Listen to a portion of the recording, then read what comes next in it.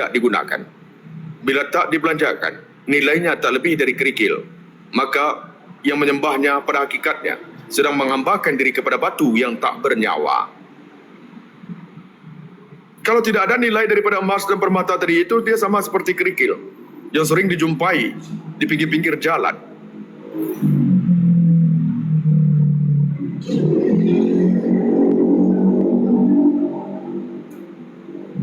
Dan bagaimana juga kita menyembah akan hawa nafsu tadi itu, bermegah-megah dengan kecantikan, bermegah-megah dengan kegagahnya kita, ingin disanjung, ingin dipuji agar kita itu senang hati.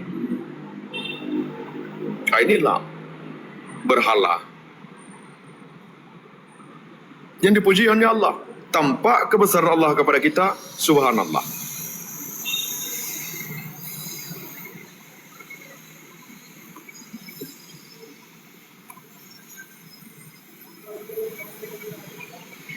Yang keempat, orang-orang yang kelihatannya lebih cerdas dibanding kelompok sebelumnya. Mereka tak lagi sepenuhnya terjebak pada kenikmatan fisik atau harta, tapi justru terperangkap dalam ambisi citra dan kehormatan. Ini hawa kalbu. Ingin dihormati, ingin disanjung, ingin kesaktian, ingin keromah. Ini hawa kalbu. Banyak ini terjadi kepada ulama-ulama, banyak ini terjadi kepada pemimpin-pemimpin, bahkan terjadi kepada kita. Tidak menutupkan kemungkinan.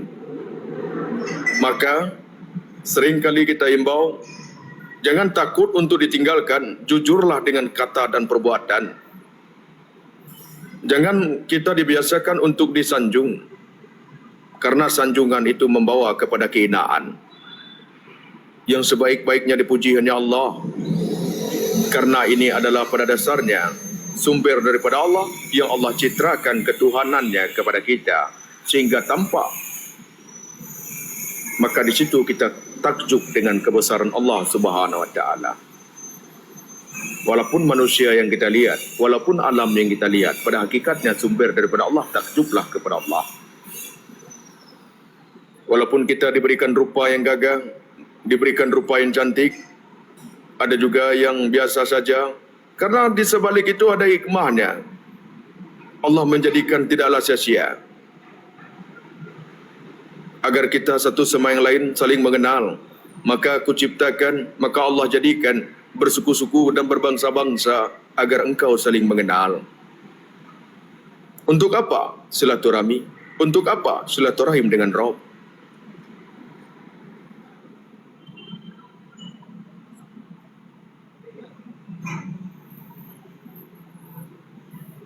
Bagi mereka kebahagiaan sejati adalah reputasi yang harum, pangkat yang tinggi, banyaknya pengikut dan ketaatan orang-orang pada perintah mereka. Banyaknya pengikut, seperti ulama-ulama banyak yang mengikuti jalannya. Ketika ianya mulai disanjung-sanjung, mulai diharapkan dalam sifat keduniawian, citranya, dia kelihatan baik di muka tetapi di belakang membius kerusakan. Itu tidak dibenarkan. Mereka rela menderita diam-diam demi terlihat hebat di mata manusia. Penderitaan.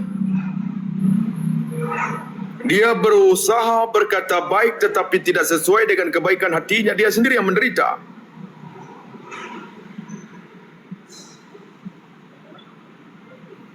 Dia berusaha kelihatan baik di depan orang tetapi dia dalam keadaan kehancuran. Kehancuran apa? Ingin sanjungan, ingin ria. Kalau tidak ada pengikutnya menyanjungnya, dia merasa gelisah. Kalau tidak ada pengikutnya itu mendahulukannya sebagai pemimpin, dia gelisah.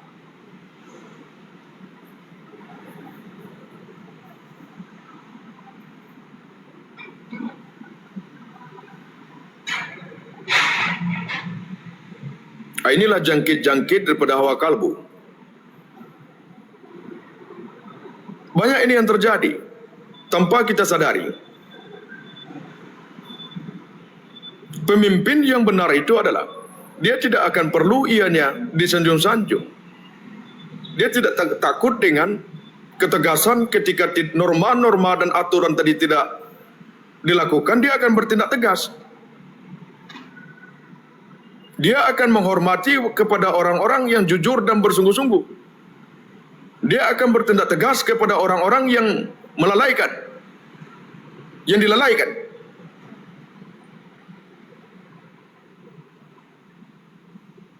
Setiap perkataan dan ucapannya sejalan. Dia tidak takut untuk ditinggalkan.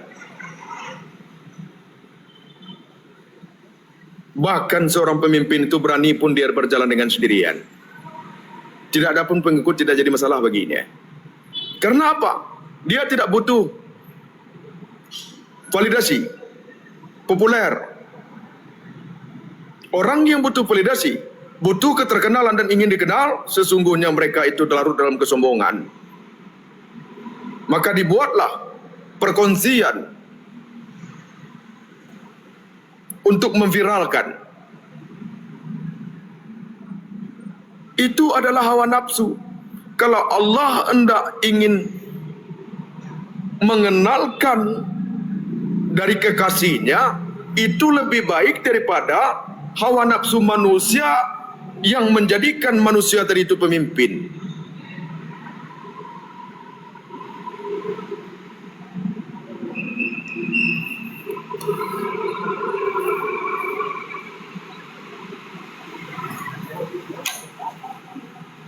Kalau Allah telah menghendaki ingin memperkenalkan bagaimanapun keadaan orang yang dikenalkan Allah tadi itu, kita taat akan perintah Allah. Bagaimanapun merubah pakaiannya, gamis yang indah, sorban yang besar, tasbih yang besar, dipakainya kian kemari, tetapi itu adalah penunjukan yang ditunjukkan oleh manusia sendiri, maka itu akan merusak. Kecuali Allah yang telah menghendaki, bagaimanapun pakaiannya, baik ianya pakai kopiahkah, sorbankah, pakaian biasakah, maka setiap perkataannya itu akan menyentuh kepada hati kita. Mudah dicerna, mudah paham yang dipahamkan Allah. Jadi, jangan lihat seseorang daripada pakaiannya, tetapi rasakanlah di setiap apa yang disampaikannya. Walaupun mulut itu keluar daripada seekor buaya, walaupun keluar itu daripada anak kecil, terkadang Allah mengantarkan seseorang tadi itu ada tujuan kepada kita.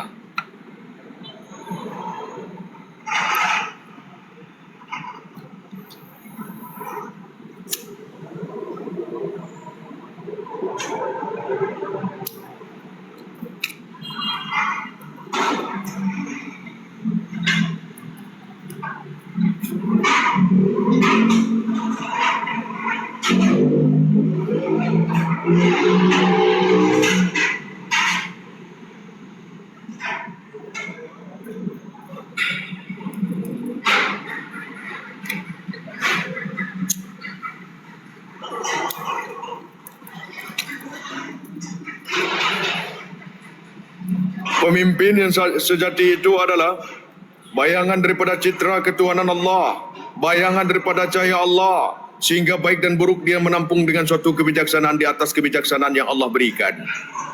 Dia berlapang dada, menimbang dalam suatu keputusan, tidak melihat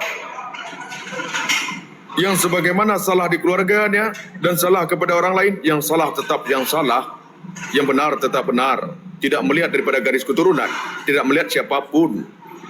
Inilah berani bersikap, bukan melihat daripada nasab, tetapi berani bersikap daripada perkara yang telah dilihatkan. Itu kebijaksanaan. Maka Rasulullah mengatakan dalam satu riwayat, jika Fatimah mencuri, maka tangan Fatimah akan saya potong. Tidak ada pembelaan. Kalau yang salah tetap yang salah, kata Rasulullah.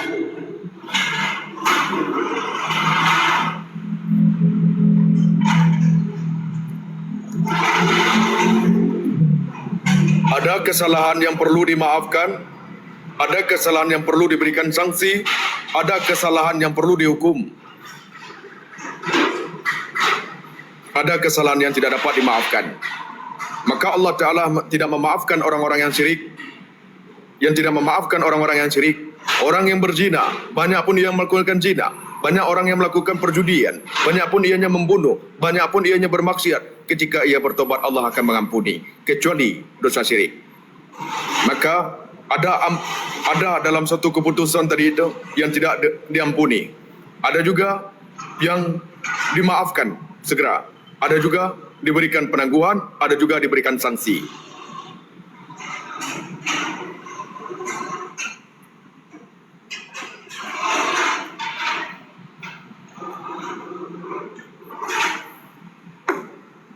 Jangan kelihatan baik di depan orang sehingga kita memaafkan semua kesalahan. Tidak bisa.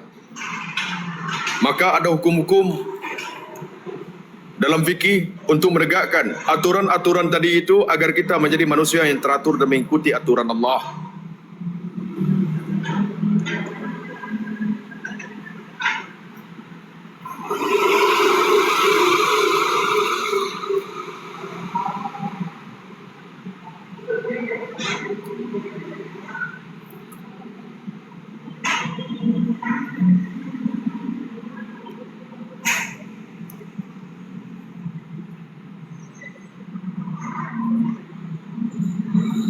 Orang-orang seperti ini jumlahnya banyak sekali. Mereka semua tertutup dari cahaya Allah karena terselubung oleh kegelapan diri mereka sendiri, yakni jiwa yang dikuasai keinginan pamar, ingin dipuji, dan haus kuasa. Inilah bentuk kegelapan yang bertopeng intelektual, yang hakikatnya tetap gelap. Termasuk dalam golongan ini adalah mereka yang mengucapkan kalimat La ilaha illallah hanya kerana takut, basa-basi, atau kepentingan duniawi. Entah kerana keinginan dihormati umat Islam, ingin mendapatkan rezeki daripada mereka, atau hanya ikut-ikutan ajaran-ajaran nenek moyangnya.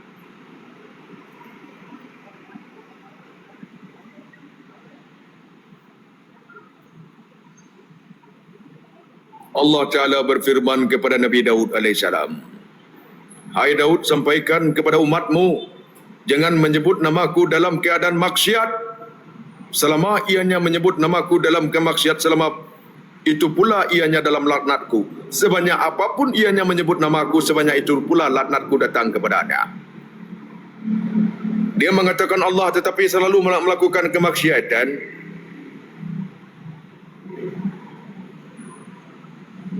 Dia mengatakan Allah tetapi hatinya berpaling daripada perintah Allah. Dia mengatakan Allah tetapi senantiasa bermaksiat zahir dan bermaksiat batin. Nauzubillah. Jangan kita sampai seperti itu. Maka di sini dikatakan mereka mengucapkan kalimat La ilaha illallah hanya kerana takut, basa-basi, atau kelihatan. Sengaja kita melihatkan kita itu agar kelihatan baik, selalu bertasbih, selalu berzikir, agar kelihatan semua orang itu kita itu bertakwa, beriman, dekat dengan Allah. Nauzubillah. Simpanlah di hati, rahasiakanlah amal ibadah. Jangan ujub dan riak. La ilaha illallah bukannya di lisan, tetapi dibenarkan di hati, diikuti dengan perbuatan.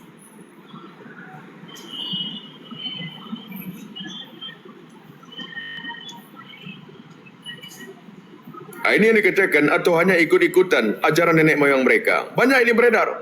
Ngapain kita ke Arab sana mengaji? Ngapain kita mengikuti Arab-Arab? Allah itu kan nama orang Arab, nama Tuhan orang Arab. Kenapa kita tidak mengikuti nenek moyang kita? Kajian kita Nusantara saja. Banyak sekarang beredar itu. Kenapa tidak haji di Mekah? Tidak bisa. Tidak. Kita naik haji di Indonesia saja. Ya, sudah banyak beredar-beredar hal itu. Sekarang ini.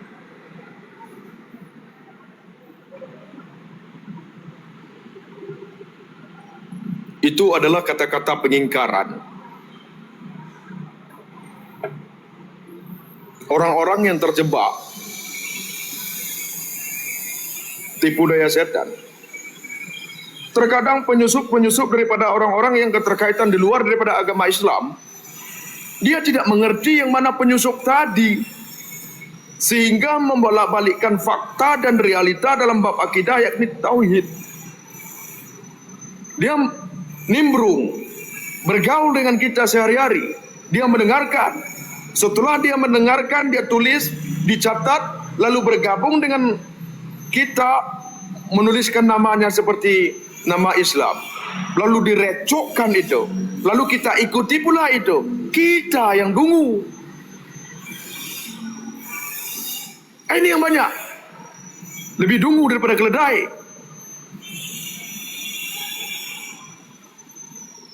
Kenapa berani mengatakan dungu? Ya memang dungu.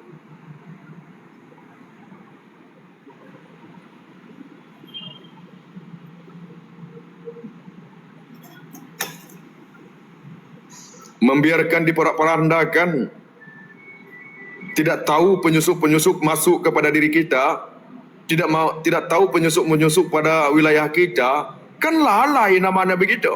Itu tidak layak diikuti karena kelalaian tadi. Jaga wilayah tadi itu. Kita lihat dahulu yang mana penyusup, tak blokir saja. Tidak perlu basa-basi.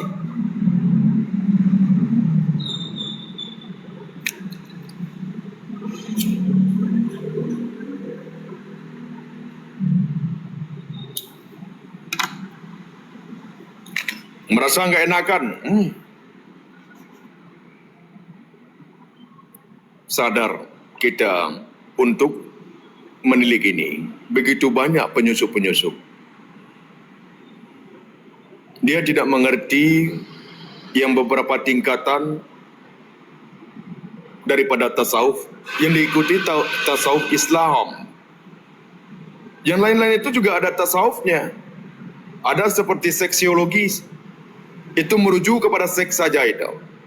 Mengatakan makrifah itu yang keterkaitan batang laki-laki itu tongkat Nabi Musa. Lautan itu adalah vagina daripada perempuan. Itu adalah penjebakan bahasa. Tanpa disadari itu merupakan sesuatu hal yang keterkaitan menghina ajaran nabi-nabi, menghina ajaran Rasul.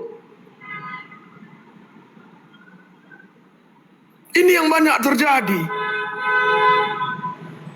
Dikatakanlah tongkat Ali itu, ditangkakan itu tongkat Musa lah itu lautannya. Dikatakan juga itu ajar aswad. Bukan ajaran Islam seperti itu. Banyak yang mengikuti hal itu.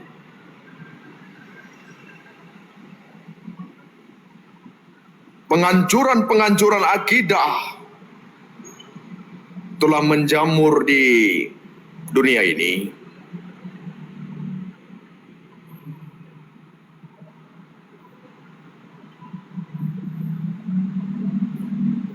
Sehingga dia mengatakan, kenapa kamu mencium ajar aswad di Mekah sana? Kan istri kamu saja bisa kamu cium itu. Banyak yang terjadi bahasa seperti itu bukan ajaran Islam. Tidak ada Islam mengajarkan hal seperti itu. Nah inilah virus banyak merasuki, mengatasnamakan hakikat dan makrifah, mengataskan nama daripada agama. Ini yang banyak. Saya berbicara ini bukan semata-mata di atas pengetahuan, tetapi betul-betul saya kaji dan saya mengkaji dan saya meneliti keadaan itu.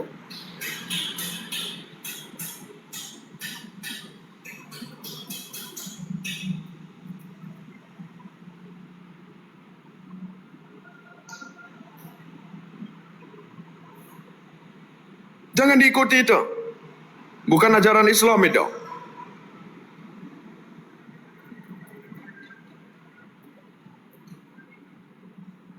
Bercampur-campur bahasa mereka itu bercampur-campur. Karena sering berinteraksi. Sehingga percampuran itu terjadi.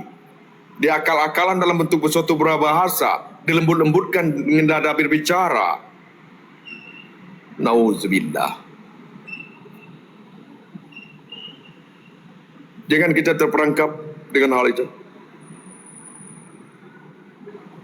Itu harus berhati-hati.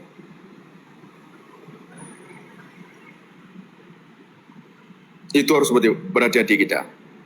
Maka saya jaga ketat grup bunda-bunda kita itu. Saya jaga ketat grup bapak-bapak kita itu. Tidak sembarangan orang bisa masuk kita.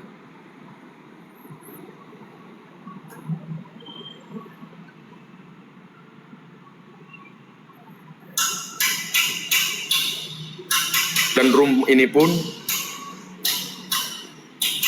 terus dijaga ketat. Maka banyak saya melakukan tindakan-tindakan seperti saya bisukan dan saya blokir. Tidak perlu kita validasi. Tidak perlu kita banyak pengikut. Yang mana melenceng, skat aja jelas. Jangan diberikan tumbuh kukunya dalam bergerak. Ini bukan waktunya kita untuk bersandiwara. Waktunya sekarang adalah bertindak.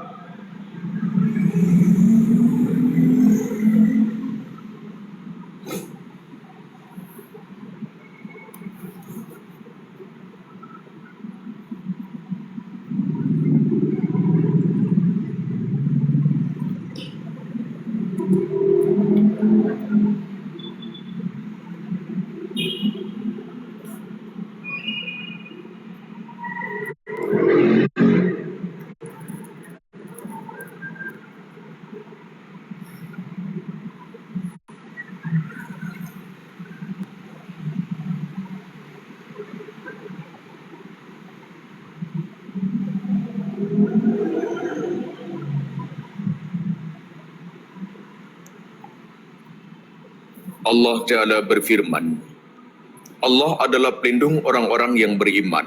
Dia mengeluarkan mereka dari aneka kegelapan menuju cahaya iman. Sedangkan orang-orang yang kufur, pelindung-pelindung mereka adalah tagut. Tagut itu adalah syaitan, nama daripada syaitan. Mereka takut mengeluarkan mereka orang-orang kafir itu daripada cahaya menuju aneka kegelapan. Al-Baqarah ayat 257.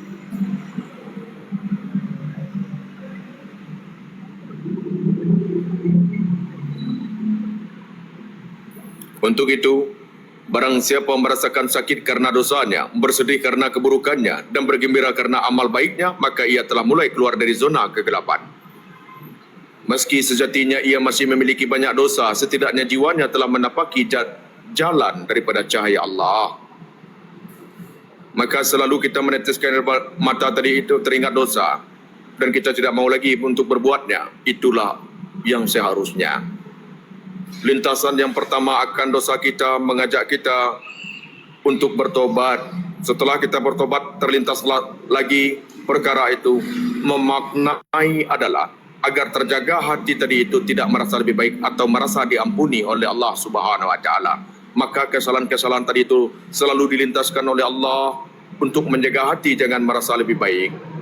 Untuk menjaga hati jangan kita itu ada mengikuti kesalahan-kesalahan yang sebelumnya. Maka lintasan pertama adalah sifat ke arah Allah yang Allah tarik, yang Allah letakkan kepada hati kita dalam bentuk penarikan hati agar selalu kita bertobat. Itu maka disebut dikatakan khatir datang daripada Allah. Ketika kita betul-betul bertobat dan meninggalkan perkara itu, terlintas kembali dosa itu merupakan bentuk daripada pengampunan dan penjagaan hati oleh Allah agar kita tidak merasa diampuni, agar kita selalu bersungguh-sungguh bertobat kepada Allah dan minta maaf kepada manusia yang tersakiti dan minta ampun kepada Allah Subhanahu Wa Taala.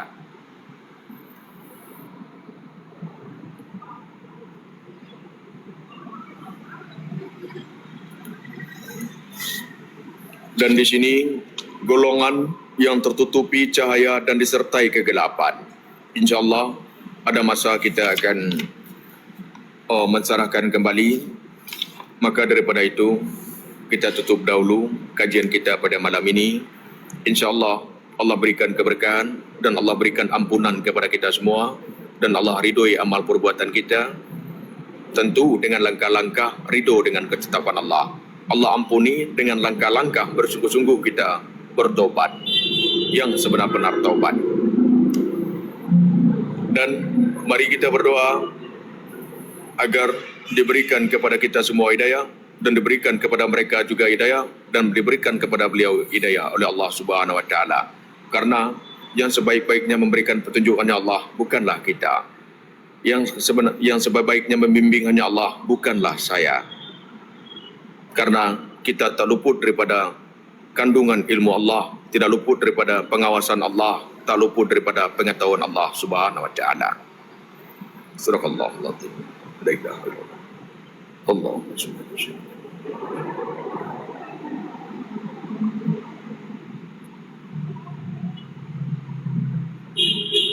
Bismillahirrahmanirrahim.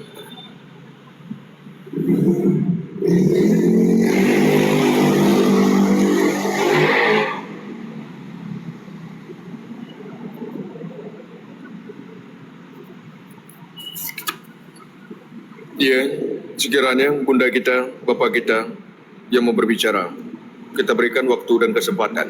Silakan.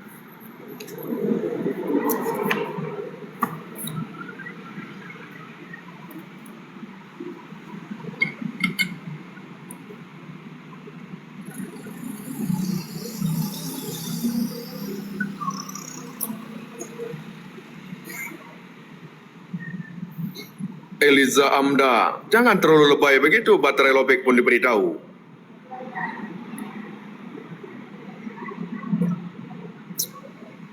Ini baterai lobek diberitahu, lebay namanya itu.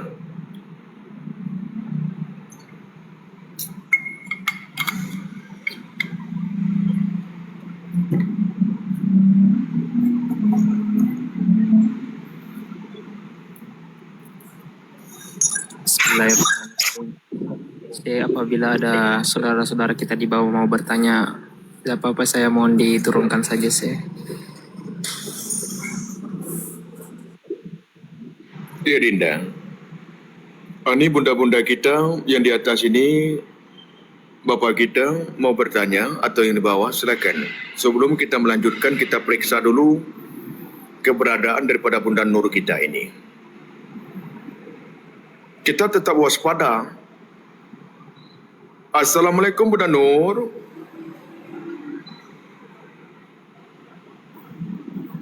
Waalaikumsalam Buya. Alhamdulillah, terbebasnya kami daripada saka dan terbebasnya kami daripada penipuan. Alhamdulillah, ternyata monitor-monitor ada rupanya bunda kita. Belum tidur. Bagus.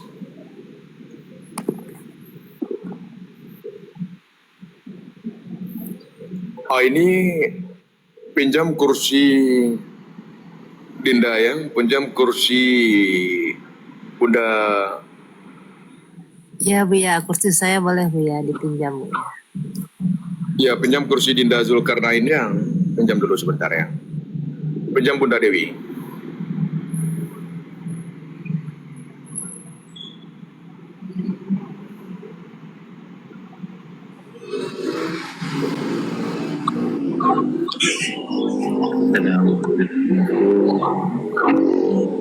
Assalamualaikum warahmatullahi wabarakatuh, guru juga saudara dan saudari kita. Assalamualaikum warahmatullahi wabarakatuh. Masya Allah, tabarakallah. Pinjam kursi Bunda Mariatun sebentar ya. Iya Pak Guru, matur nuwun. Assalamualaikum warahmatullahi wabarakatuh. Waalaikumsalam.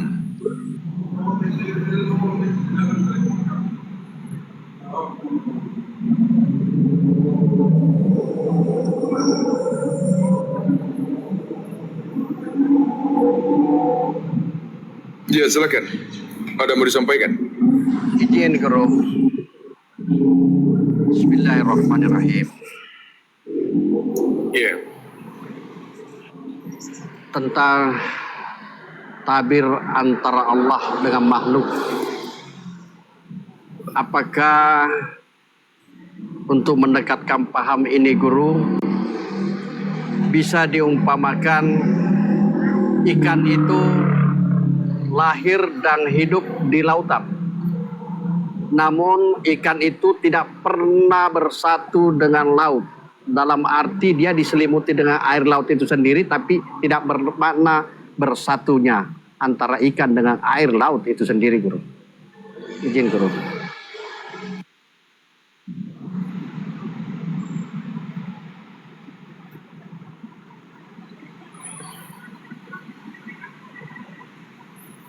Itu ijab namanya itu.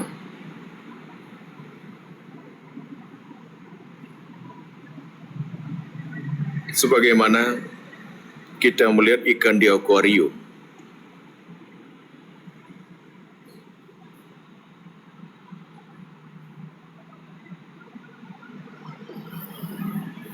Air tadi itu di akuarium bentuk daripada ilmu kuasa dan kodrat Allah. Maka dapatlah berenang ikan tadi itu di air. Maka ketika air tadi itu menggunakan insangnya, kan ada dengan paru-paru kan ikan paus. Dia beranak itu. Kalau yang lain ikan ada yang bertelur. Bermakna dia menggunakan insang. Kan seperti itu. Nah ketika ikan yang menggunakan insang ini pergi ke daratan, berapa lama mati tidak? Guru. Mati?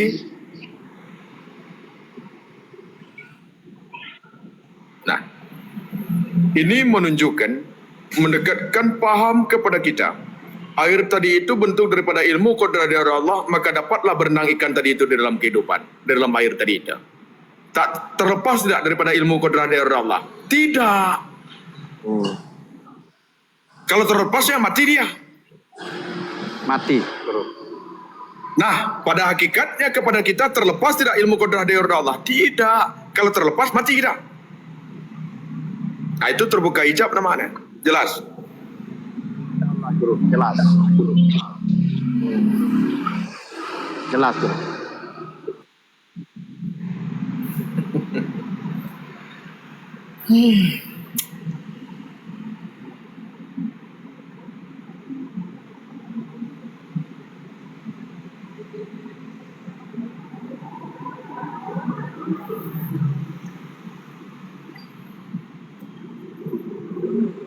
Assalamualaikum guru.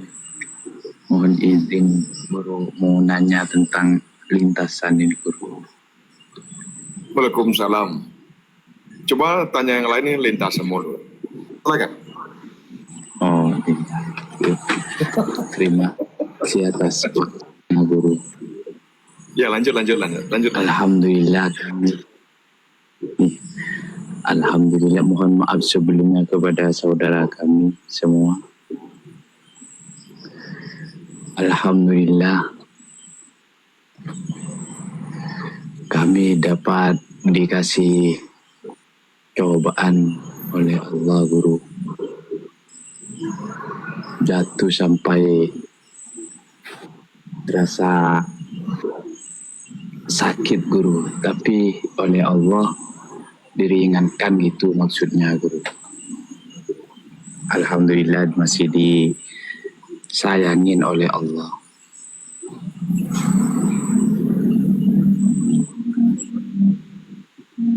Tadi terlintas guru,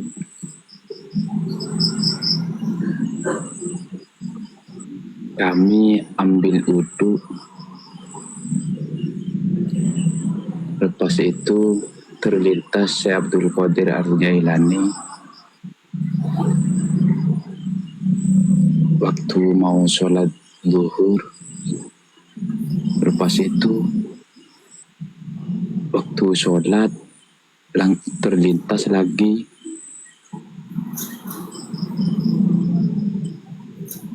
guru Syekh Abdul Qadir Ar-Jailani.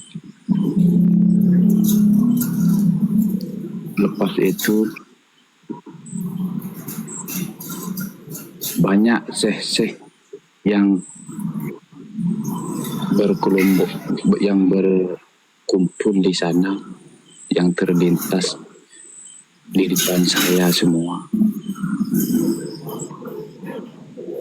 Lepas itu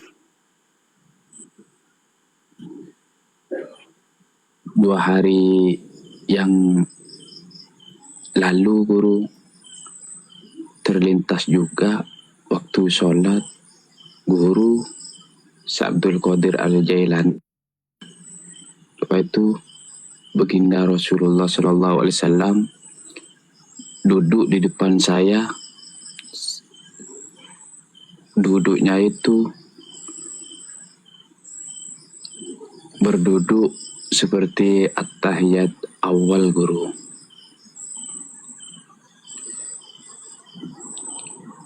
Tapi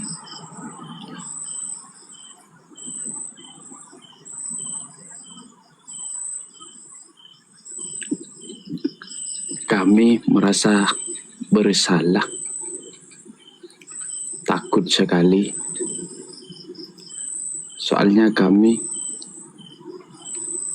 tidak ada kepantasan gitu guru. Soalnya kami kelalaian terus, kemaksiatan terus yang kami kerjakan. Semalam pun kami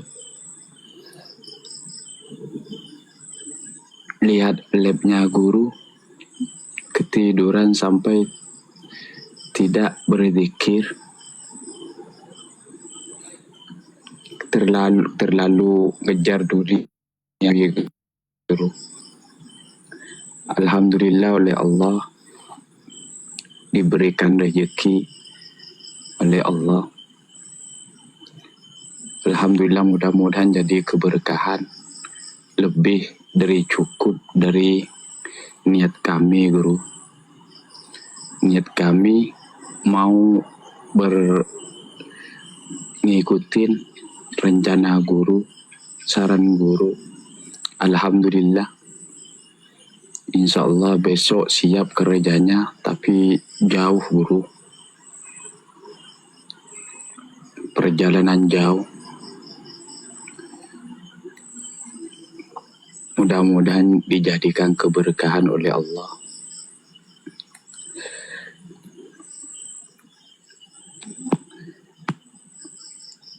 Ya, itu aja guru. Mohon maaf sebelumnya.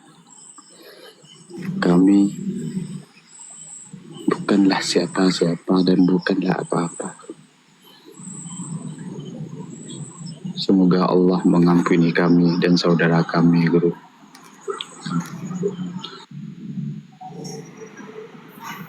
Waalaikumsalam, saudaraku Rifki. Lekas membaik.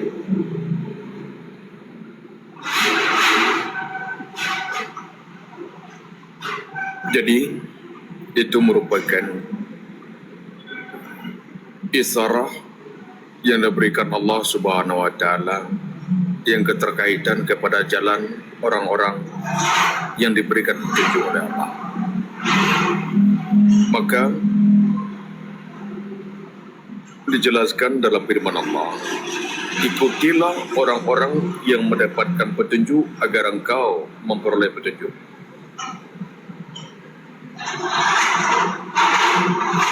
Jika engkau tidak dapat bersama Allah, maka dekatilah orang-orang yang bersama Allah.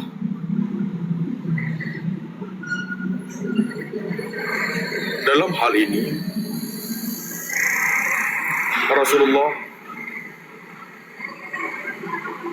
diberikan petunjuk oleh Allah dan mengalir kepada Syekh Abdul Qadir Jailani dan mengalir kepada kita.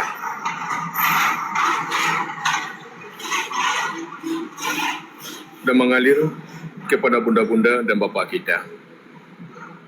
Dan dihadapkan kepada saudaraku Rifki, Fikri. Sebelum saya menyampaikan, diberikan peringatan.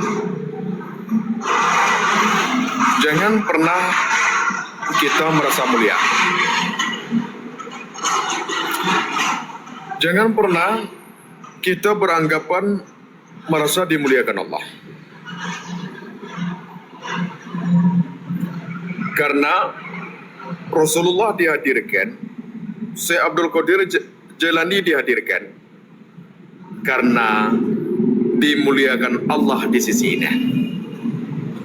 Ketika itu dilihatkan kepada saudaraku Fikri, insya Allah menuju jalan kemuliaan. Insya Allah saudaraku Fikri. Orang-orang yang mengikuti petunjuk dan orang-orang yang mengikuti Rasulullah. InsyaAllah dimuliakan di sisi Allah. Maka saya ingatkan, jangan pernah kita merasa mulia.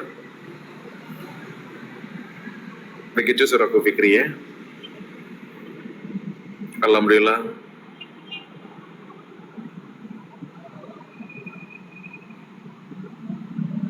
Ini ya Rabbal Alamin.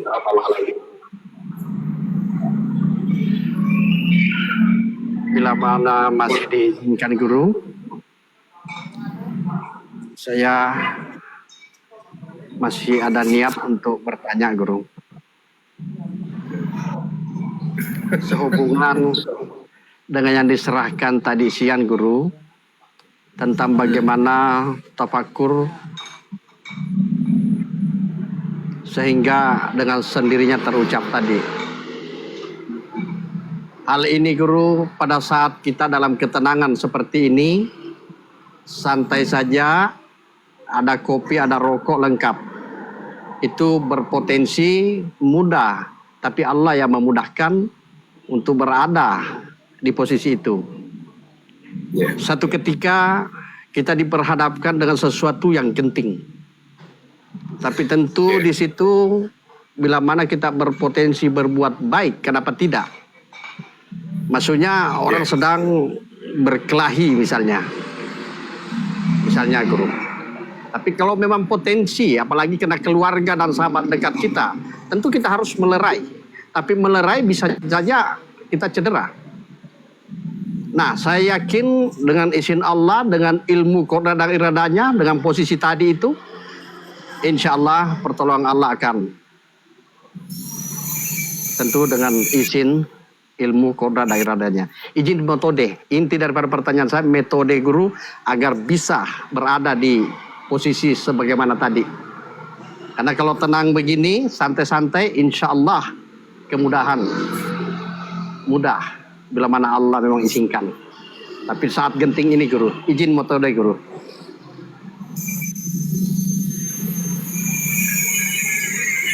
Jangan terpancing dengan keadaan. Ketika kita diperlihatkan dengan suatu keadaan, jangan kita dikuasai dengan keadaan, tetapi kuasailah dengan keadaan dengan kejernihan pikiran, kejernihan hati, dan ketenangan jiwa.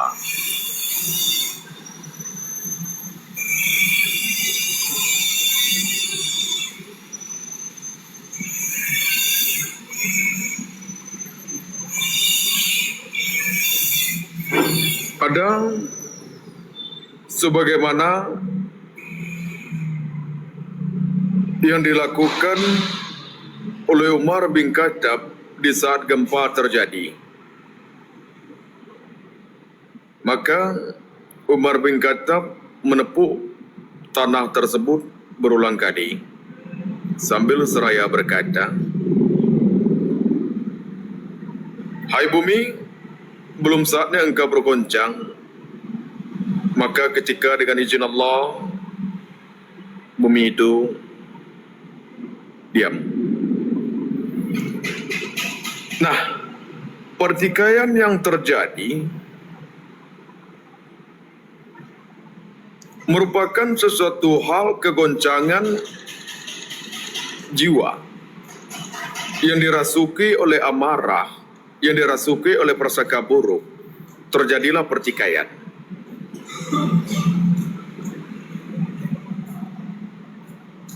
Dan ketika itu pula kita menyaksikan dan kita harus melihat dan menilik juga. Rasakan dulu pertolongan Allah, rasakan dulu kasih sayang Allah. Tiliklah nafsu dekat lambungnya tadi itu. Tepuklah dada kita pada hakikatnya menyalurkan kepadanya. Berhentilah engkau nafsu, berhentilah engkau nafsu.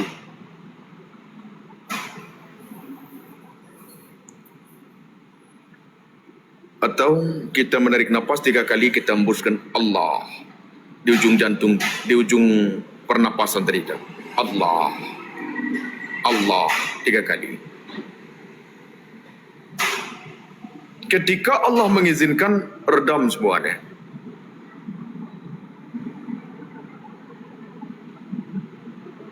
Tetapi jangan terpaku dengan hal itu. Ketika tidak terdam tadi itu, tertumpu kita nanti dengan pendiri kita. Jangan. Semuanya atas izin Allah. Kalau Allah mengizinkan, itu adalah kuasa Allah. Kalau Allah tidak mengizinkan, itu adalah kehendak Allah.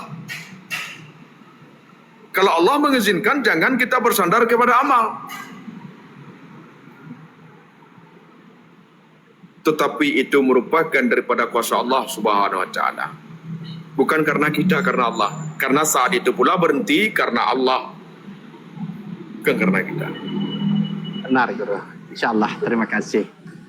Karena memang ada pepatah mengatakan seperti ini, Guru. Biar lambat asal selamat. Tapi pepatah zaman sekarang ini terkadang karena sikon dan kondisi butuh cepat dan tepat. Namun tadi saya tangkap pada hakikatnya itu satu saja manusia. Kita dengan dia sama, dengan tidak terhitung ini sama sebenarnya. Tangkap tadi, Guru. Terima kasih banyak. Terima kasih. Ya, silakan Saudara Arisman.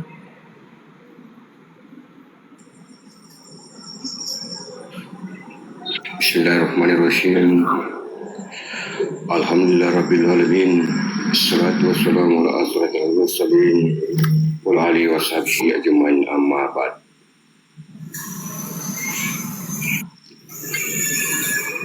Kaum muslimin, muslimat, jamaah sekalian yang dirahmati Allah Subhanahu wa Ta'ala, dan yang saya muliakan Syekh Bapak Rudi bin Bakirman beserta istri dan anak-anaknya, dan begitu pula saudara-saudaraku semua, bapak-bapakku semua yang saya hormati dan saya cintai. Semoga apa yang kita atau beliau yang surahkan untuk kita semuanya dapat bermanfaat dunia dan akhirat. Amin. Dan sebelumnya Syekh mengarah ke hal lintasan, mohon maaf apabila ada kata-kata saya tidak berkenan di hati, saya dimaafkan. Karena saya bukan siapa dan bukan apa-apa di sisi Allah Subhanahu wa Ta'ala. Begitu pula di hadapan Syekh, saya ini bukan siapa dan bukan apa-apa. Dan begitu pula kepada bunda-bundaku, bapak-bapakku semuanya. Apabila ada kata-kata saya tidak berkenan di hati, sekiranya saya dimaafkan. Karena saya ini bukan siapa-siapa dan bukan apa-apa. Dan marilah kita sama-sama meminta ampun kepada Allah Subhanahu wa Ta'ala. Semoga Allah Subhanahu wa Ta'ala mengampuni dosa kedua orang tua kita, anak-anak kita, istri kita, tetangga-tetangga kita. Dan begitu pula yang telah mendahului kita semuanya. Semoga di alam sana di hadapan Allah Subhanahu wa Ta'ala selalu dilapangkan kuburnya dan dijadikan kuburnya taman-taman surganya Allah. Amin.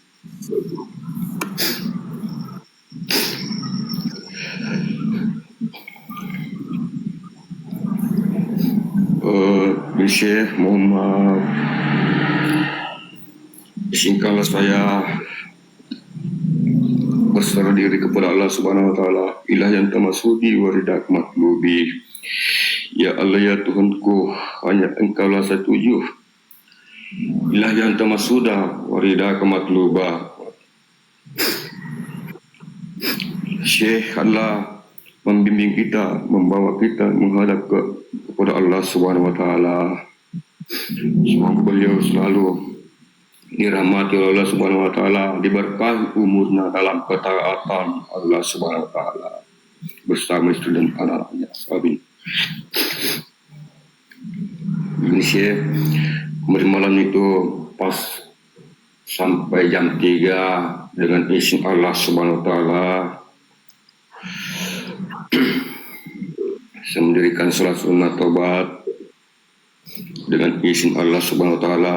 Sebelumnya kesana Syekh berwudu, saya minta kepada air, wahai saudaraku air, maafkanlah saya pakai engkau untuk menghadap kepada Allah Subhanahu wa taala. Ya Allah ya Tuhanku, tidaklah aku mampu berwudu kecuali di atas kodrat dan iradat-Mu serta pertolongan-Mu lah aku dimampukan untuk berwudu. Salat sunat taubat ya Allah Rahman Rahim. Setelah itu Syekh berdiri di sejadah, tajalli semua ini seperti wajah Syekh, seperti wajah Syekh ini. Setelah itu Syekh sampai selesai salat sunat taubat, saya berzikir dengan izin Allah Subhanahu wa taala atas kemudahan Allah Subhanahu wa taala. Tajallinya begitu wajahnya Syekh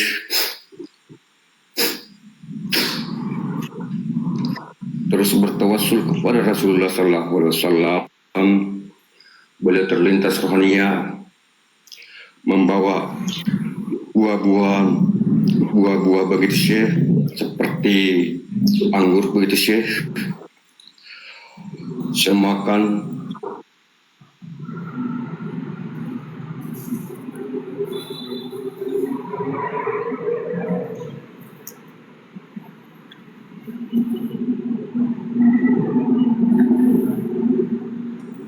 saya diletakkan seperti itu Syekh, seperti bunyi begitu Syekh. Setelah keempat sahabat begitu juga Syekh, seperti buah-buahan begitu Syekh, kepada malaikat seperti ada juga buah begitu Syekh. Terus kepada Syekh Abdul Qadir Al-Jilani ya seperti itu juga, seperti buah juga Syekh.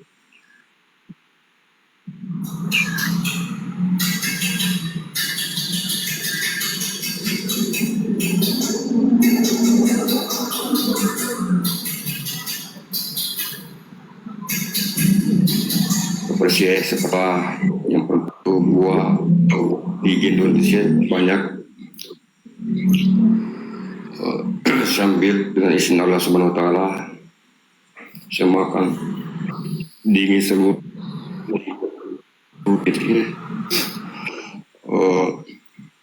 setelah itu Syekh sepertinya beliau berdoa begini Syekh, ya Allah ya Tuhanku, berkahi ilmu anakku, berkahilah rezeki anakku ya Allah. Ya Allah, ridhoilah anakku ya Allah. Terus itu sih terlintas kata hikmah di hati itu, bukan itu bermakna Allah berbicara, bukan. Kata hikmah, kalau engkau ridho kepada anakmu, saya juga ridho begitu Syekh. Setelah itu sih dengan izin Allah Subhanahu wa taala langsung selesai salat sunat taubat tadi itu berdiri di sejadah menghadap kembali ke kiblat. Saya berselawat, ya Allah ya Tuhanku, tidaklah aku mampu berselawat kecuali di atas kudrat dan iradat-Mu serta pertolongan-Mu lah aku dimampukan untuk berselawat. Saya berselawat begitu Syekh. Masyarakat Nur sallallahu alaihi wasallam terlintas kembali, wajah ini memutih semua seperti tulisan Muhammad begitu Syekh. Setelah itu Syekh Muhammad ada surah Al-Waqiah ayat 27 Syekh Muhammad, bunda-bundaku atau bapak-bapakku